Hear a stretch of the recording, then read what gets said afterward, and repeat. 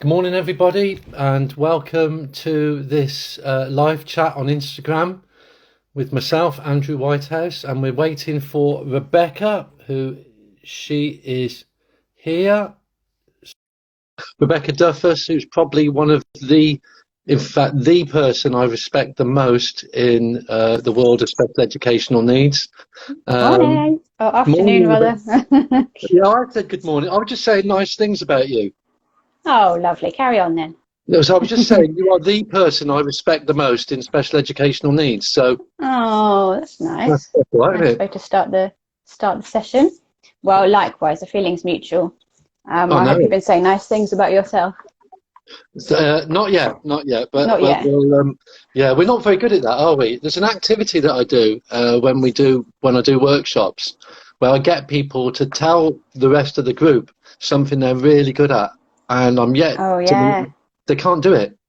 No. And if they ask their friend who's sitting next to them to do it for them, they can do it. They go, "Oh yeah, my friend's a really good listener," or they make me a cup of tea when I need Yeah. it and stuff. But they just Or the other can't way do. round, things that you're bad at. You're often very good at doing that. Not you Yeah. specifically, but people generally.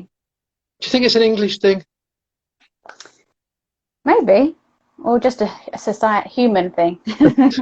We'll have none of your can-do attitude round here. Thank you very Yeah, much. exactly. Oh, how's your morning been? It's all right. It's all right. Yeah. So I'm really Good. quite excited because we've not worked together online like this because we do a lot together, right? Yeah, a lot. And but we've not done something like this, and it's just great fun. I've been looking forward to it all week, to be honest. So Yeah, I've really been quite looking forward to excited. it. I was trying to remember when the last one was because we obviously did a live before, but I mean that seems like years ago now, and maybe it was a year. It It was was in smack in the lockdown, middle. wasn't it? Yeah, it was smack in the middle of lockdown because I was doing them Lockdown every one. week. Yeah, lockdown numero uno. So we're looking at yeah, be a year ago. We're looking at transitions Hmm. and things Big like that ones. today. Big ones, big transitions. Well, What? not necessarily big ones, but it is a big one, is what I meant. Okay. Transition is a big thing. Yeah. Because Yeah, we that's actually have talked about that, haven't we, before, about how um, generally people think of transitions as the really big things, like end of year, moving to a yeah. new school, moving house, all of that kind of stuff, which is a lot of what we'll be talking about. But actually, the point you often make is that there's transitions throughout the day. There's tiny little transitions, which also can be points of challenge, can't they, really?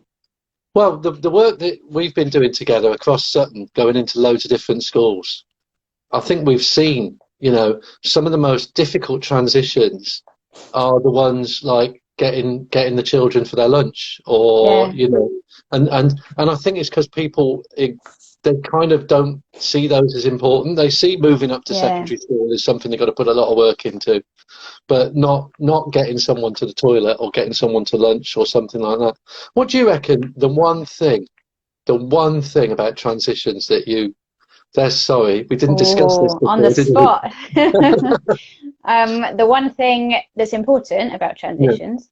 yeah, I was just thinking this actually because I was going to say preparation because it's generally that like advance warning, isn't it? I mean, I yeah. find even if you're going on holiday yourself, like I will always or say going to a new place. So when I was doing my masters, I had to go up to Sheffield for a couple of weekends for like study weekends, and I'd never been there before, and I was going up on my own, and it was in the winter. So I went on good old Google Street Maps, and I looked at the route from the station to the hotel, looked at the hotel, all of that stuff. And then when I got there, I was looking around, and it felt familiar to me because I'd seen it Right. before. I hadn't been there, but I'd seen it. So all of that preparation stuff I feel is really important because it makes you just feel a bit more like you've got some stuff in your toolkit, really, like you're a bit more prepared. But having said that, I was just thinking when you said about schools often know that, transition to secondary school is a big thing. I think what we sometimes forget is that it's not like 1st of September, transition to secondary school, tick, done. Like you need No, to carry on the support for yeah. the rest of at least that half term, if not the whole of year seven, really, because there's all the different things that crop up along the way. And it's not just pre transition support, it's during and post as well, really. That's interesting you say that, because I was thinking about this. I was in the car this morning. I was thinking about this, and I was speaking to a client who said, I said, what could you? This was a person with ADHD. What could you do? Yeah, what would you like to do to make your life better? And this client says, I would want to be less mental. And then he laughed. Well, but I thought about that, and I said, well, it obviously meant something to him to say that. So I said, well, let's think what that means. Yeah. So be less, we know what that means. Mental, what do you mean? Mental is of the mind. And if you can, I like to think about decluttering the mind, you know, taking out some things. And if we apply this to transitions, one of the things that we can declutter of the mind is remember that you're going to be there with a whole load of other people experiencing this. They've never been to year 7 before, or they've never moved up or had a new teacher. You know, they're getting that new teacher with you, and so you've got this kind of safety in numbers. And so, you know, I thought that phrase that this person came up with, be less mental, yeah, when you actually dug in, it was quite a helpful thing to say. Yeah, okay, what can we be? You know, if you change the word to mindful, if we what things could we take out of our brains? So that was kind of trimming it down. And I think that's so important, actually, that like using the person's words themselves, because obviously around transition, it's sometimes people can make assumptions of what is important to the person or what they're worried about. Or I've done work before with young people where I've used like photography methods to get their opinion, because obviously we know that visual good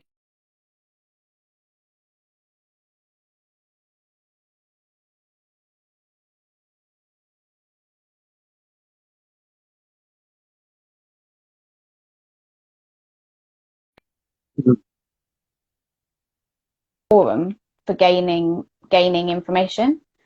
Are you still there? Good, because you suddenly went circle. But what I was going to say was, there's one boy I was speaking to who when we used photos, he took a photo of like the first aid table in the playground, and that for him was a big source of anxiety, because he was really worried about you know, possibly hurting himself at playtime. But it wasn't something that necessarily like I would have thought he was worried about, or his teacher maybe. So it's that stuff of like taking the starting point of where the person is, isn't it? And using their own words, like you said there, with his phrases that he was using, this guy. Yeah, and that's again, we discussed again, because we don't just roll up and do this stuff, folks. You know, we had at least 3 minutes planning, didn't we? And then talk about holidays. but communication is a key thing, and some of the work that I do with PACT, which is a local Lincolnshire autism group, parents group, I do these workshops, and the guy that actually runs the organisation said, oh, Andrew's key message is always communication. And I never knew that. I'd never noticed that until this guy had said it. But then the work that we do together is all about communication, isn't it? It's about communication from staff to pupils, even staff to us when we're going in. You know, I mean, we've seen some quite wacky communications in our travels, in our time. But the other thing is, you were talking about using those visuals, and I think it's worth digging into that. They're static. We can say words now. We can use words. We can have a conversation, and we can say all sorts of things. And afterwards, you, the listeners, can go away and go, what did Rebecca say about that? Or what did Andrew say about that? But you see, when you use a visual, it remains the same. It's static. You can go back to it. It doesn't change. And it gives young people that comfort zone to be able to lock into, you know. So when you look at things like, I mean, you're a big user of zones of regulation. They're visual. They're there. It won't move. It won't change unless you want it to change. And, you know, when I use things like the social and visual stories and that kind of stuff, and all sorts of other things, and even just visual timetables, which I think really, really powerful stuff. Really, really powerful, because they're just solid. They're not going to change. They're just static. It's a reference point, isn't it? Yeah, You can come back to it any time. thanks for digging me And out of are that. you, there we go. Are you a fan of transition books, or, kind of like a visual Yeah, transition tool? yeah, Yeah, and because that's not one of the things. go on. Sorry, I'd say that's one of the things I've used a lot over the years, and for all different ages. Because obviously, with the younger ones, you can have transition to reception, or each year group, Mm. you can have pictures. Because so like pictures you might have of like the toilets they're going to use, where they're going to hang their coat, where they're going to have their lunch.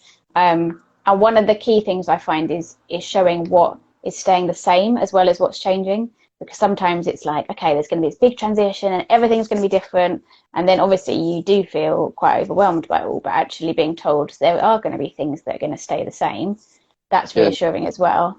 But in terms of using kind of transition books and things like that, it's then again something to come back to at any point. So if it's like summer holidays, there's always a bit of a debate about how early to do transition, because you don't always want to be like focusing on this big change for 6 weeks, and that's a big, like, it becomes a big thing.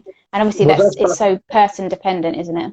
Well, that's back to that bringing it down, isn't it? And that guy's statement, I want to be less mental. I want to be thinking about less things, and it's very easy, I mean, I can remember going and getting one of my children vaccinated for something when they were quite young. And I was, we were saying, oh, well done, you're so brave. And the doctor was going, why are you doing that? You're teaching that child to be frightened of this thing. And that's kind of, so there is that element. But I mean, what you're talking about there, I've used that on school trips as well. I mean, the 3 things children worry about on a school trip is, where do we eat, how do we get there, and where the toilets are, and if you that's what I worry about as well, to be honest. yeah. Not necessarily in that order. Well, it gets worse as you get older. and moving on. Swiftly. Yeah. But, and that would be something just on a school trip, I mean, just to go. Which is another transition, isn't it? Absolutely. A daily transition potentially, but.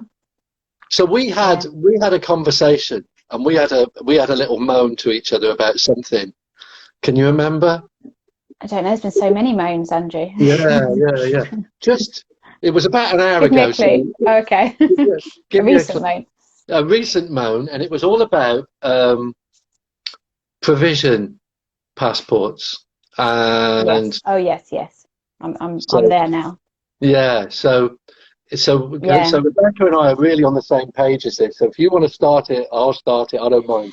Yeah. Well, it comes back to that kind of communication, doesn't it? Because it sometimes, I think, we go into schools and actually, like, a lot of the stuff is in place, but it's just the people sharing the information with each other. So, for example, pupil passports is something that is often used, particularly in secondary settings, but it's useful for all ages, really. And so it might be like, a kind of fact sheet about the young person. Ideal if it's done with the young person as well, because then they've got ownership of it, which is another big thing I'll come back to.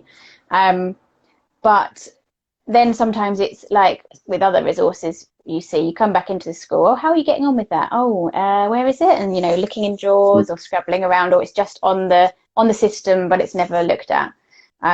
And it's that thing of actually joining the dots sometimes. The parents might have strategies that work really well at home, so they need to be shared. One teacher might have a really useful strategy that another one isn't aware of. Sometimes it's a balance, I think. If you've got a really good technology system that works for you, then great, like, make sure you're checking those things before each lesson. But sometimes it just comes back to good old printing out a piece of paper and having that somewhere, again, a visual, for the adult to check, like, what is it that those things that person needs in that lesson, or the key kind of strategies, really. So I think it runs even deeper than that, though, Rebecca, and I think and I'm fully with you on everything you said there. I mean, what you said earlier when we were on the phone before was, that you knew something even better that I said before. It was something even better that you said before, which was you said that you'd got a member of staff, a Senko, in a school that would print them off and put them in in the teacher's Everyone's pigeonhole so that pigeonholes. they've got a piece of paper in their hand. Yeah. But what I notice, and you'll get this, so I'll go into a school and I'll have this piece of paper and it will have I am David or Michael or Julie or whatever, and I'm however years old, and this is the stuff that helps me, and this is the stuff that bothers me, and this is what I want from my learning. And then it'll have little bits and pieces from other professionals. And sometimes, more often than you'd think, and I'm sure this is the same for you, that's my little bit to say, back me up on this, Rebecca. There'll be a bit from the occupational therapist, and the occupational therapist will say, this child needs X, Y, and Z. And there'll be a little bit from an educational psychologist, and that the educational psychologist will say, this child needs X, Y, and Z. And then there might even be something there from a speech and language therapist who said, right, okay, can we put this in place? And there might be a bit from the specialist autism teacher yourself that says, put this in place. And the child is still struggling. And then they call in another professional. So then I may come along. So I'm professional number 5 or 6 on this. So I come along. The first thing I do is I read this piece of paper and I go into the classroom and I say, I think to myself, well, they're not doing any of this stuff. And so all they've done is they've thrown another professional at it, you know, and I can come up and I look at the recommendations that the other 5 people have given, and I'm saying to myself, well, I can't add to this. This is all good practice. This is really good things. You may put the odd little bit. And I think this is something that parents can do, can work with. And we had this conversation in the car and you know, about going in and questioning the school and saying, I've got this piece of paper. The piece of paper is a wish list. It's a wish list. But what are you actually doing? And I was thinking about that more because I was thinking, I was saying to you before about it. It's like if you're going to a doctor's appointment, for example, sometimes you get bombarded with information, and like you said before, you go away and think, well, what do they actually say? And sometimes you trust professional. Well, obviously you trust professionals, which is good, but what's the most important thing to you in your life is not necessarily the most important thing to them, because they've got hundreds of patients or schools have hundreds of students. And so I was saying to you, it's about not being afraid to be, I think I said pushy at the time, but I'm changing that to giving a little nudge, just a friendly little nudge along, because you want to keep relationships as a parent. You want to keep a good relationship with the school, and there's ways. We often talk about schmoozing people. You want to keep good, keep people on side, and you don't want to upset anyone, because obviously, we know, especially from this last year or a year and a half, teachers have hard jobs, and generally teachers really want to do the best thing that they can for their students, but there's sometimes just gaps. So again, I'll often say to parents, like, don't, if you go to speak to the teacher at the end of the day, and they kind of brush you off, don't then just think, oh dear, I'll go away and never speak to them again. It might just be that they're trying to rush off to their staff meeting after school. So instead say, can I arrange a time to have a quick chat, maybe on Friday after school, and pre-arrange it so that everyone's prepared for it. So you've both got the time to say what you need to say. And then maybe don't then just assume that that's all going to happen, in a couple of weeks. Then do that little nudge. Oh, how are you getting on with those things? Print out things. Oh, I went to this Instagram live the other day and I heard this stuff and I thought it might be useful for you. Don't be afraid to be annoying, basically. Yeah, because really... as a parent, you are your child's biggest advocate, really. And it doesn't really matter if, I think you said before about, it doesn't matter if you're known as that parent. Oh, here they come again. Because as long as you're friendly with it and you're offering suggestions and things, that, nobody can say anything against you if you're trying to do the best for your child. No, and I think that works. Yeah, that parent's on the phone again. Absolutely. And I think, I think the key is to be polite, to be friendly, and but just remind them of your presence. Now, this has just occurred to me, which we didn't discuss in advance. So I hope I'm not going to pull a too big a no. But joking aside, when I do workshops, I do say this to teachers as well. This works on the other side. You've got an anxious parent. So, I'm a parent myself, and my children have had you know, this and that, go on with their lives as everybody's children do throughout. And they're at school and you're at home or at work and you're wondering how they're getting on and you're naturally anxious about it. And so, so one of the things I say is to, you know, to professionals, don't leave it to the parent to contact you to see what's going on. Ring them. So today you are at such and such a conference centre or university or whatever, and we're running this workshop, and we're running this workshop, and you as a professional have attended this autism workshop or this dyslexia workshop. When you get back to school, phone the parent and say, I've been on this workshop today, and I'd just love to tell you some of the stuff we're going to try in school. It's a lovely idea. You really, you know, just to head off those problems that you know you're creating for yourself by not communicating, to be able to say to them, yeah, I've learned this and I've learned that and I've been on this workshop, or, you know, even if it's not very good and you've gone to something, but you could, you know, you've picked up a couple of things and you say, it wasn't the greatest workshop actually, but we did pick this up and we did pick that up, and I would like to try that with your child. And I think, you know, I think that's a really, really fabulous way forward. I really do. Just, by the way, whoever's sending the little love hearts up the side, I absolutely love those. That makes my day. And we forgot to mention, I'll come back to that, but I just suddenly thought, we said we'd kind of have a bit of a general natter about it all for the first half hour or so, and then if people have questions. So we'll come back to, I can see there's some bits in the chat, but we'll come back to all of that. Oh, I can't see them. I can, so don't worry. Oh, I've got them. I've got them. I know. Nobody I know sometimes it's annoying when you're in a live and somebody's mid-sentence and they're saying, "Oh, what's going on over here?" So we thought we'd be very organised with it all. We, you know, got a system going on. We'll come to all of those. So also, if you have questions, feel free to put them in, and we'll come back to them. We were going to do that about past, weren't we? We were going to. Yeah. Was that right? Yeah. So. Yeah.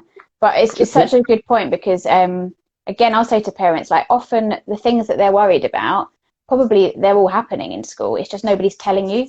It's like, it's that missing link again. And that does get worse at secondary, doesn't it? Because obviously you're not at the school gates anymore. You're not having, there's not that expectation for the same level of contact. But again, you can still talk to the, you know, year group leader, form tutor, Senko. There's still plenty of people, and you know, the setting should be welcome to that input, really. I think most are. I think most really are. Can I just talk about something else that's just come up in my mind, which we didn't discuss in advance, is your child at school as opposed to your child at home. And so I do observations in school, as do you. I think the major difference is that I'm an independent observer, whereas you work for an organisation that is linked. So one of the things I get is those parents booked observations. My child has got anxiety, my child is presenting with this or that or the other. And you know, and they're having a terrible time at school, and school's not doing anything to help, and parents, you know, will commission me to go into a school, and schools are usually delighted to have someone in, because, you know, all of a sudden, you know, they've got free inset for the day, you know, or something like that. I mean, it's great. It's a really, but what often happens is that child is not having the same difficulties at school as they are at home. And I've seen the most extreme cases. For example, a child that is screaming in the car park and throwing themselves, you know, and at the floor, and then they come into school and they're a completely different character. And it is worth saying, I think, that that is what happens more often than not, that the child in school is different to the child at home. Well, it might be that the behaviour at school is absolutely, you know, unmanageable, but at home that the parents aren't seeing this. And if you're looking for rhyme and reason in all this, there is no rhyme and reason. It can be for any, you know, sometimes it's the child behaves badly at home because, they have it, you know, because school is their happy place and home is not their happy place. But sometimes the child behaves badly at home because home is their happy place and they feel they can express themselves. I'm yet to find a reasoning behind it. Go. Yeah, I think one of the key things is I think that what you're saying about it being the identity side of things. So feeling like you can't necessarily be your true self at school, or we all do it, don't we, to a degree. Yeah. So, you know, I'll be different at work or presenting to how I am on holiday on the beach, for example. So we do have different kind of, you know, personas or hats we put on. But a lot of autistic people in particular have told us that they do this masking, and it's more than just putting on a persona. It's a kind of torturous. And I guess with personas, it's like you're still being true to yourself. You're just presenting yourself in different ways. But a lot of autistic people will say that their masking is kind of then almost not being true to themselves. So that kind of comes back to actually that ethos of inclusion in the school, that actually if there is an understanding of, you know, what neurodiversity is, and that it's a positive thing, and there's lots of other people who are neurodiverse, and then there's all the sort of strategies in place to promote and support that, then people are more likely to be able to be their kind of true selves. Though you're still going to have that to a degree, because obviously teenage years are hard. Like everyone's trying to work out who they are and where they fit into the different things. But that comes back to the kind of what I think touched on before about empowering the young person to know themselves. So some schools I work in, and obviously this is, you know, it can be difficult with funding and things, but instead of being kind of waiting for some explosion and then reacting to that, they do a lot more of the preventative work. And as a standard thing, would try and empower somebody to understand what their diagnosis means, which is something I'm really passionate about, because I think that's really important to know from as young an age as possible that you are autistic or you've got ADHD or whatever, and what that means, and see it in a positive light, but also be able to say, actually, I need this adaptation or this adjustment, because often those pupil passports are something that the adults use and the young person isn't involved with. Whereas I went into one school and they were printed out in their like planners, and then one of the students had complete ownership of it. So she'd go into a lesson and she'd say, "Oh, hang on a second, like let's look on here. Like you haven't given me any, you know, haven't given me a printout of the slides or whatever," which is great, like, because then that's equipping for adulthood, isn't it? Because you're then giving those skills to be able to ask for what you need in a job, you know, in different settings at university or whatever as you get older. And absolutely, and and funnily enough, and again, I've got a client at the moment, and these are parents of an autistic child who they're having extreme behaviour. By the way, I should share with you, I don't use the term challenging behaviour. I call it anxious behaviour, and the reason I call it anxious behaviour is nobody wants to challenge anybody. That's not our default setting. Our default setting is to try to be happy and please people, and the only, you know, and if we call it anxious behavior, we can have a deeper understanding of the feelings and thoughts of those people. So, but this particular family, you know, they're having major difficulties with anxious behavior, and when I chatted to them, it turns out that the family they've had this diagnosis of their child, but what they haven't had is any awareness training for autism. And so sometimes it literally is just breaking it down and going, this is what autism is. This is what, you know, and this is what it is. And we even find this with professionals, Rebecca, don't we? When we're going into schools. We do. And you get that, because it reminded me in the NAS parent programs, they have a phrase where they say allow for the autism. And I think that can be said more in a more positive way than that. But it's true, because sometimes you go into a school and they'll say, "Oh, you know, we need help because they are really struggling with the loud noise or whatever." And it's like, well, that's literally part of the autism diagnosis, the sensory aspect, or, you know, something that is very clearly part. Well, that's because they're autistic. So actually, it's not about you changing the person; it's about changing the noise or changing whatever else it is that's going on. And I think is it? Do you know what we haven't done? And I think we should explain what we do together, because you work for Cognos, don't you, in Mm. Sutton, and I work as an independent, and I was brought in by Cognos to do some training, and the very lovely Jane Morgan, fabulous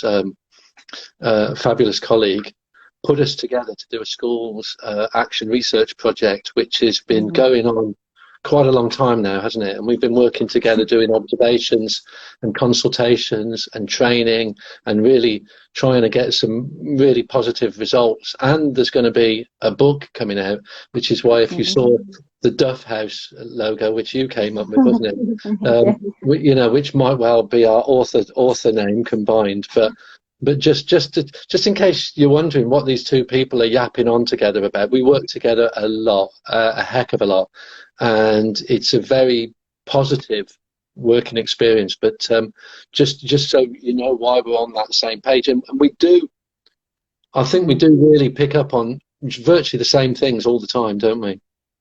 Yeah, and I think it's that it's again that like ethos, that Mm. inclusive kind of approach, because I think with all professionals, I think we both said before, you never get to a point of being like an expert of everything, because Mm. if you have got to that point, there's something's probably gone wrong, because you've got a bit too cocky probably, because especially in Yeah. education, you want to feel like there's always more to learn, especially when you're working with people. It's there isn't a handbook.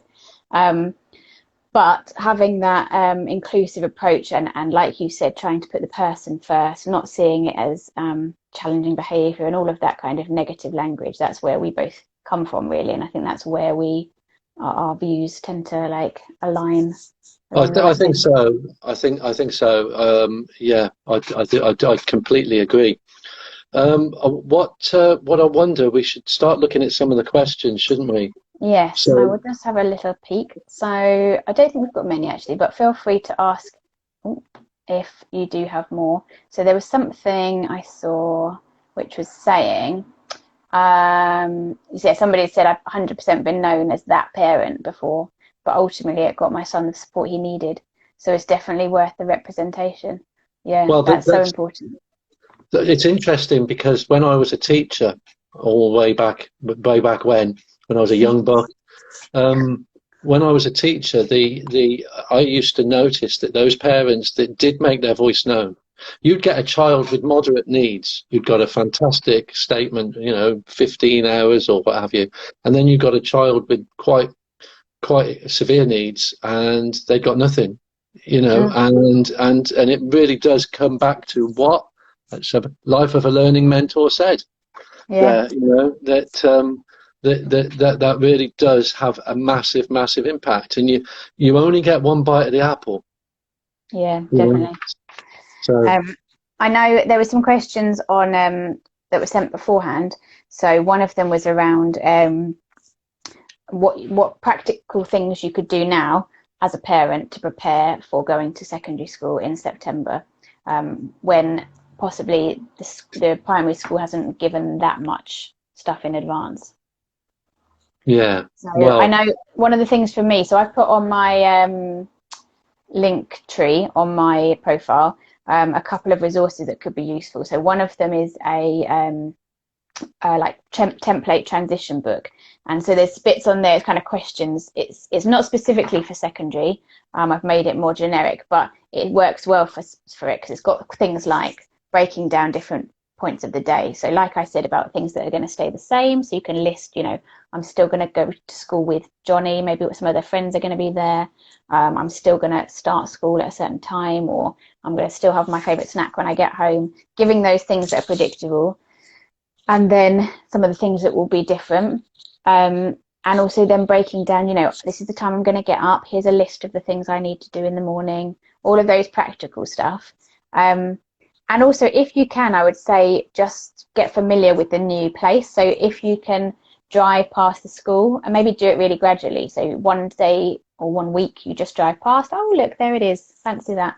And then the next week, maybe stop and have a walk past the front of gates. Next week, maybe you're allowed to go in. I know some schools have said that they'll be open for results days.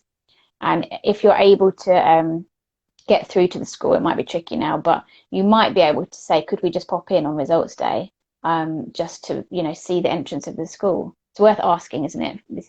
That's always the thing. If you don't ask, you don't get. Sorry, I Yeah. talked over you then. I was having a fate or something, go to that. We've got a question here from Raw JM. Hi, great to hear about children owning their diagnosis, but what if they're constantly told by staff their diagnosis is not needed, as a child would be treated no differently? To be honest with you, that's wrong on so many levels. First of all, it's, you know, this is a matter for the family. The family makes a decision as to whether they want to pursue a diagnosis or not, and so that's the first thing. And the second thing, child will be treated no different.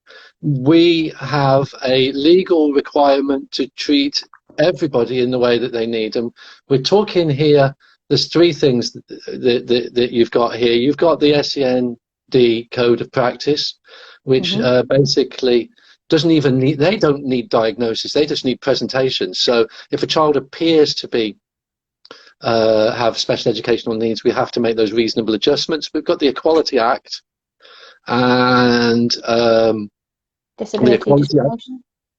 Sorry? I thought you were waiting to break the third one. No, I was going to say Ofsted, actually. Yeah. I was going to say Ofsted, and Ofsted are very much more pro special educational needs and disability now than they ever were. And I was involved with the launch. I delivered two conference presentations around the launch of the new Ofsted framework, and it is very, very much. And I've also worked in courts on special educational needs and disability court case, and it's when someone is in contravention of the Equality Act, they're not saying this in court.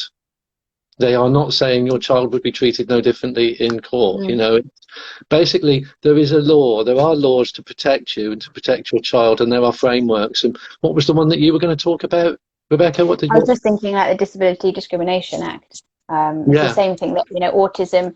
Again, it's a bit of a funny area in terms of language, but it is covered by, it is classed as a disability and covered by a Disability Discrimination Act. So that's like one side of it. And also, who are they to say that? Because, you know, we've got 80-year-old people seeking a diagnosis. You know, I think I put on my profile the other day about Wentworth Miller, who talked about his diagnosis this week, who he got when he was 48. So for those people getting diagnoses as adults, it's clearly an important part of the person's identity. So it's not, you know, it's just a ridiculous thing to say, basically. But I think in terms of how you approach that with the school, I'd be thinking that inside, but I wouldn't necessarily say it to the school because it gets everyone's backs up. So I would suggest for a situation like this, it might be worth getting another agency involved to kind of fight your corner. So something like the IAS service, so like Information Advice and Support Service, every borough should have one of those. Or often there's like parent forums in your local area, or there might be National Autistic Society. There'll be often local groups to that, or the big branch of the National Autistic Society, they have a parent helpline. And I think they offer legal advice as well. So actually, with the IAS service, they will often come along with you to school meetings to kind of advocate on your behalf. And sometimes having somebody coming in who has got like legal experience and training and saying, well, actually, XYZ, sometimes coming from somebody else can be useful, because then you're not having to have that argument with them as well, even though you probably want to. Well, we've got Little Hands Learning there, who've asked almost the same question. Could you share some of the organisations that can support parents to get more support for their child, please? I don't know where you're based. I mean, where I am in Lincoln, we've got PACT, Parents and Autistic Children Together, and we've got a marvellous, they're a marvellous organisation, and we've got the gentleman that runs it is a fella called Gordon Forsyth, and he is very knowledgeable about this stuff, and he goes in. If anyone wants to know, if you're in the Lincolnshire area, let me know. But I'm going to bring it out more countrywide in a moment. But he will go in with parents and find out information, and and he knows the right questions to ask. Similarly, and he's well known. He's a volunteer, but he's very well known and very highly respected, and and gets results. And but similarly, I've just been speaking to a colleague stroke friend who has a child with a serious physical disability, and I've offered to go into this child's transitioning to secondary, not this year but next year, but we're putting things in place to go in with them and have a little look round. You may have a friend, is what I'm saying. But also, when you're in a different area, so I was in York and got asked this same question. So I don't know what's going on in York. And I literally hopped on the internet, hopped on Google, Googled it, and there was an organisation, a parent organisation, just like PACT, just like our Lincoln. Have a little look. There may well be. In fact, I'm often shocked. We know there's one in Sutton, isn't there? I'd be shocked if there wasn't. Lots, and lots of charities as well. Yeah. So there's lots of like you said, parents set up organisations, but also things like charities. A lot have Facebook groups, and you may not be a big fan of Facebook, but for something like that, it can be quite useful because they're closed groups. So your friends or whoever won't know that you're part of it. You can like put questions. A lot of parents will go on and say, I had this scenario, can anybody else help? And there's often hundreds of people on there who are generally from your local area who may have been in exactly the same situation 2 years ago. Absolutely. And, that's invaluable to get that experience with somebody who's been, really in your position. And the other thing I was thinking about was, what was it? You can't remember, can you? No. I thought I should have written it down, and I thought, no, my memory will work, but clearly not. But yeah, online resources. I think Little Anne's Learning had said about the SEN Jungle. That was a useful website where I think there's lots of blogs and things they put up. But again, on Twitter and things, you can find lots of information. But in terms of support, definitely your local, just like you said, search for local groups, really. Well, if you go back to PACT, the group I work with, just using it as an example, I deliver a lot of workshops, and we try to get parents and professionals together. So we put these little workshops on, and literally they charge something like £10 to cover the coffee and biscuits and hire of the room. And so you can imagine schools jump on this because they go, and we can get autism training for £10 for a whole morning, But one of the benefits of that is we try and get parents and professionals sitting next to each other. We try and get the parents, we're back to that parent's been on the phone again, to lobby the school and say, look, it's £10, can you come to this workshop? And so that's good. But also, so because I'm the trainer, people think I know everything, and you've worked with me long enough to know that I don't. And one of the interesting things about that is, so someone will come up to me and say, Andrew, I'm interested, in homeschooling my child, and I'm really taking it seriously. What can you tell me? Actually, I can't tell you anything because I've never done that, never homeschooled a child. But Mrs. Smith over there, let me introduce you to her. She's been doing that for 2 years now, and she can, and getting those people, that networking going. Yeah. I remember what I was going to say as well, which was about local offer. So every area should have a local offer website.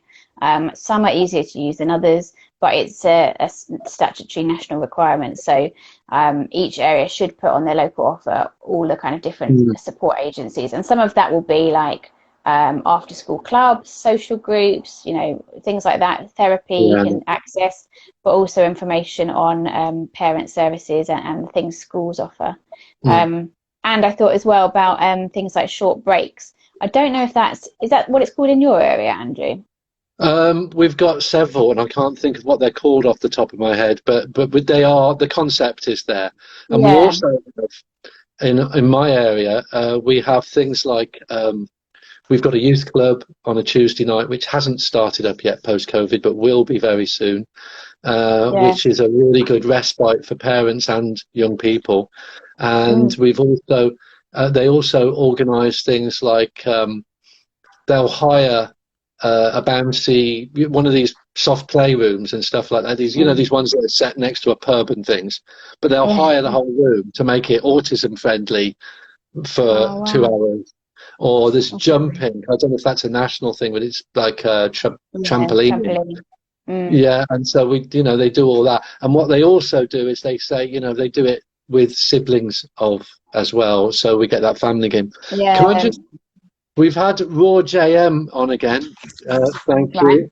I know both my children definitely have dyslexia, but schools don't want to use the word. I personally feel that it helps my children to have a reason for their difficulties. Yeah, well, it's, you can call it a penguin if you like, but the child's going to have the same difficulties and the same problems. Using the name is, a lot of people are quite proud of being part of that community, or having that, using the actual word of whatever area of neurodiversity it is, then gives you kind of access to others, and you can identify when someone's on the news saying, "Oh, I'm dyslexic" or whatever. I can say, "Oh, that's like me." So I think as well. I think sometimes people what was the wording she used, that they don't want to use that word.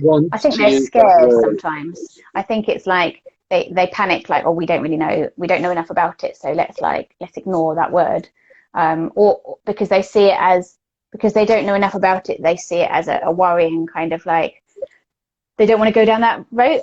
I think sometimes. I don't know. What do you think?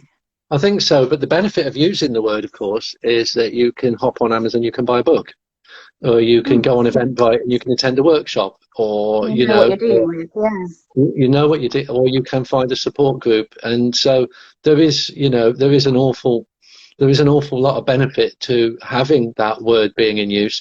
And my understanding was that the terminology stopped being used, I would say 10 or 12 years ago, when they started calling it specific learning difficulties, and that caused more problems than it solved.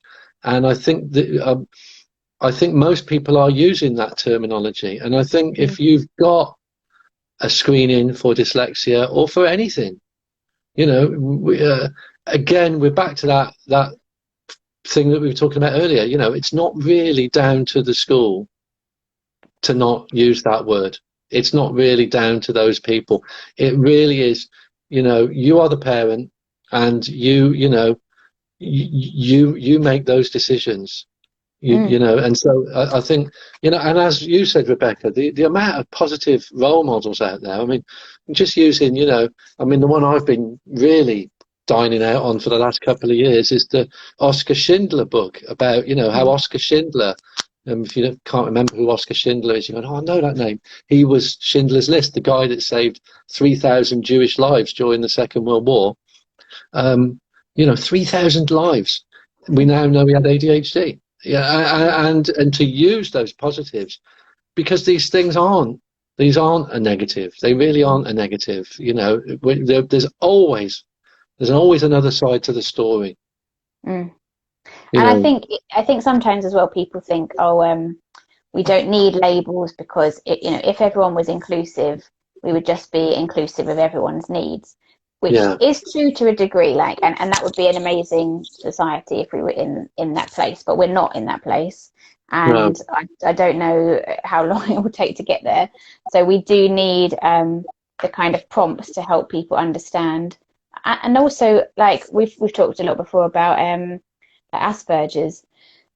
People have said, "Oh, we don't use that word anymore," but actually there's a lot of people with a diagnosis of Aspergers who are a very proud community, because that's a part of their identity. So you don't want, if you're saying, people say to me sometimes, "When should I tell a child they're autistic?"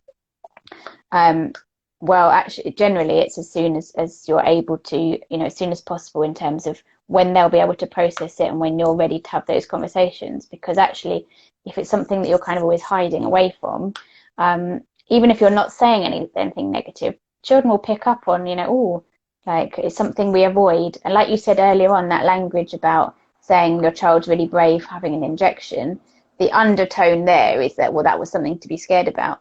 So if we're avoiding talking about it, the undertone is something to be, ashamed of, or it's a bad thing.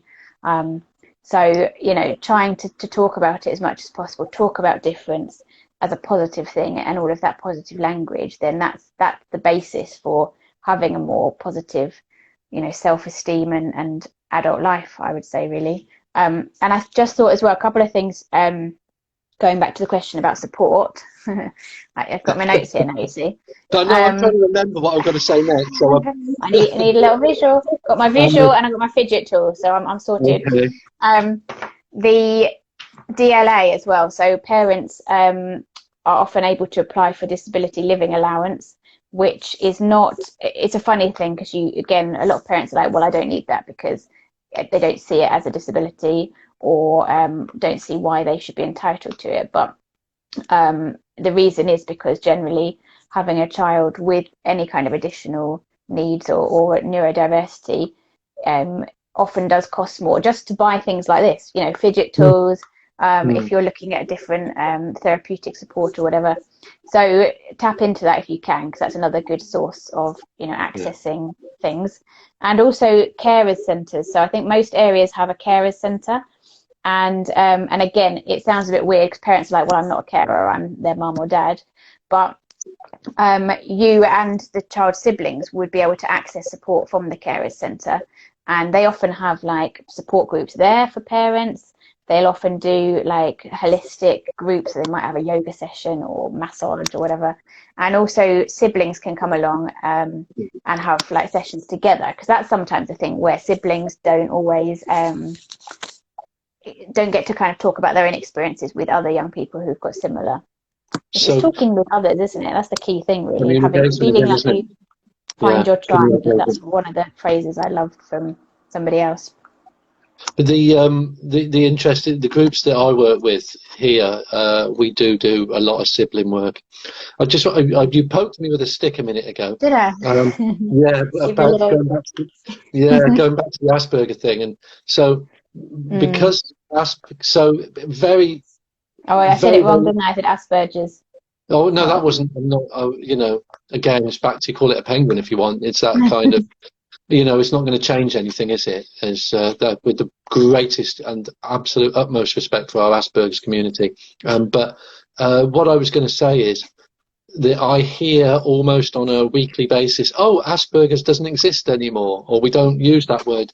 And going back to what Rebecca said, what actually happened was the word Asperger got taken off the diagnostic criteria. This doesn't mean that it doesn't exist. It just means that it is put under the umbrella of the autistic spectrum. Now, as Rebecca quite rightly said, we have a hugely proud Asperger community. In fact, there's one movement within Asperger that says that they're the next level of evolution, which who am I to argue? And also, you've got an Asperger community that calls themselves Aspies. By the way, that's not for non-Asperger people to use. That's their terminology.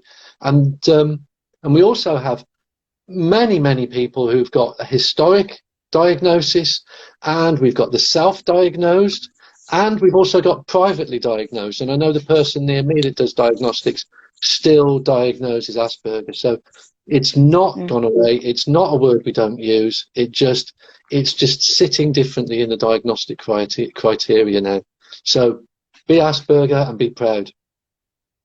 And I think the diagnostic criteria you have to be very separate from, or take it with a pinch of salt as a medical professional, because they have their criteria they use based on the different kind of guidelines that are given to them, but they use autism spectrum disorder, and that's a big bugbear of mine, because the whole ASD or disorder side of things again has negative connotations. It comes back to your being brave after an injection. Like, you're being told you've got a disorder, well, you're automatically it's going to conjure up like negative associations. So, but that's the diagnosis that you are still going to be given, because that's what's being, is part of the diagnostic manual.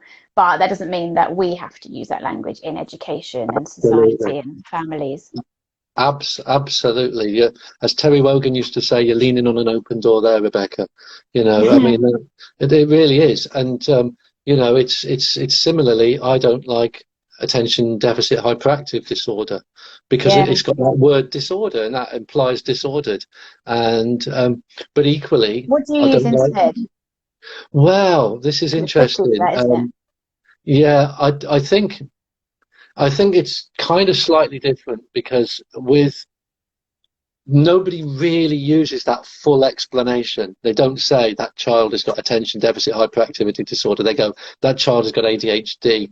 And there's quite a nice, so the D stops having a meaning almost.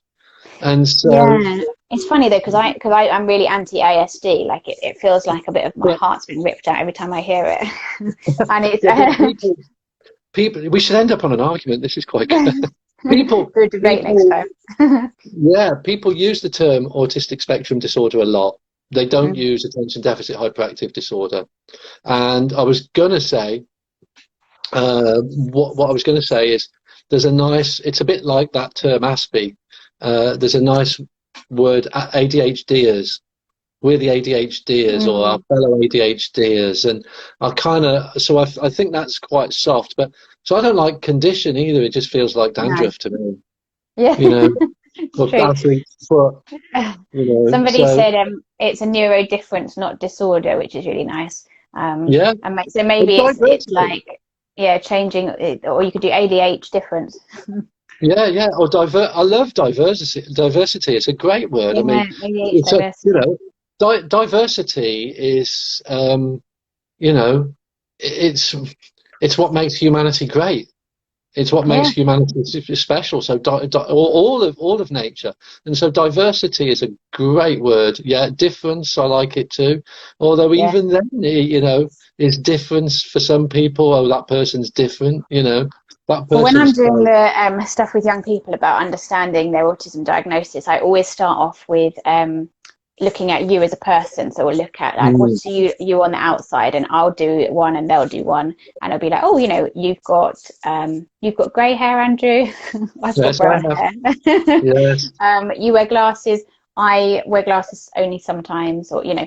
and look at the physical. Oh, we're both different. Then we look at our personality traits. There's some Mm, things that we're the same. There's some things that we're different. Again, we're different in that way. So framing difference as part of everyday life and that as a positive thing, and then a yeah. part of the difference or part of a way to describe you is that you're autistic or you've got ADH Absolutely. difference. Um, um, and it's that absolutely. it's trying to frame. I think that's the starting point with all of this, trying to focus on difference as a positive thing, although I know we've gone massively off the topic of Well, transition, I although it all links, know, doesn't it? but we always do. We never really stay on topic. We should do another one. We should do another one in a couple of weeks. Definitely. And I've Let's, just, there's one again from Life of a Learning Mentor saying as well for staff to consider the books, etc. they use in English. My son had one book in English with a character, sorry, with autism, and it was painted very negatively. Such a shame because he has always seen his autism and ADHD as a superpower almost. Lovely. So I found it really disappointing. There was little done in the class to discuss this further. Yeah, that's really sad. And it's like, yeah, I don't know. Rain Man. I suppose it's Rain coming up with Man. a book list of, there's so many great Mm, books now with autistic yeah. characters. I know Chris Bonello, you can look him up on Instagram as well. He's got a blog called Autistic Not Weird, and he was a teacher, and he's written a book. I can't remember what it's called now, but the lead characters are all neurodiverse, and they're all like the heroes of the story. So there's a lot of nice fiction books that can be used. There's like that's sometimes a thing you see, like a bit of a step forward, like, oh, they've tried because they've Yeah. chosen a book with an artistic character, but it hasn't quite paid off. And I think that's the stage we're at the moment, isn't it? I think I'm so. just aware I of think so. time because I think it will cut us off in a minute. And I It just wanted will. to mention that on my, I think I started to say it, but I think I might have gone off a tangent. Linktree. Doesn't On sound your like me. Linktree. On my Linktree, Yeah. there are two downloads. So there's the pupil passport one that you can download, and there's also a transition book. So that could be useful. They're on there for free at the moment. They might not always be on there for free. So get in there Okay. now if you can. And something that's not free and it's never been free, With is you. there's also my book is on Amazon, and Yes. it's called Andrew Good and one. thank you, Rebecca. You have exceptional taste. It's here And somewhere. Can't remember it's, where. I've got one somewhere, but I It's can't. I'm framed not on the going wall. to. And it's Andrew and the Magic Give a Shitometer, Growing Up with ADHD. It's £8 on Amazon, and it's got 35 5-star reviews. So Yeah. it's a good one if you just want to understand ADHD and neurodiversity as a whole. It's a really good. Somebody else just said it's an amazing book. I adore it, and it's one of those that you pick up and you just can't stop reading. Like, you'll read it in one sitting, but Andrew's a storyteller, as you know, but it's really interesting. Gordon from Pact went on holiday, and he took a draft of it before it was finished. And he was sitting in his caravan, and he messaged me. He said, "I've missed." He said, "I was going out with my family for coffee, and I missed it." He said, because he said, "I sat down, started reading the book over breakfast." And I'm now here at So, 5 o'clock. so £8 well spent. But yeah, no, Rebecca, it's been a joy to see you It again. has, as always. A great friend and a really good, amazing colleague, kindred spirit in neurodiversity. Lovely to see you. And you too, and we'll definitely have to do another one in the future, but we'll let you have a week off first. You're going to have some time to recharge and recoup, aren't you? Hope so. But yeah, definitely. Right, thank you, Rebecca. Take care, and thank you everyone for joining and chatting and Christians and things. Yeah. You've had. I mean, as I said at the beginning, Rebecca is probably the person I respect most in the world of special needs. So additional needs. So there you go. Lovely to see you. Likewise, in reverse. And lovely to see all the listeners. Brilliant. Yeah. Take care, everyone. Bye. Bye. Bye.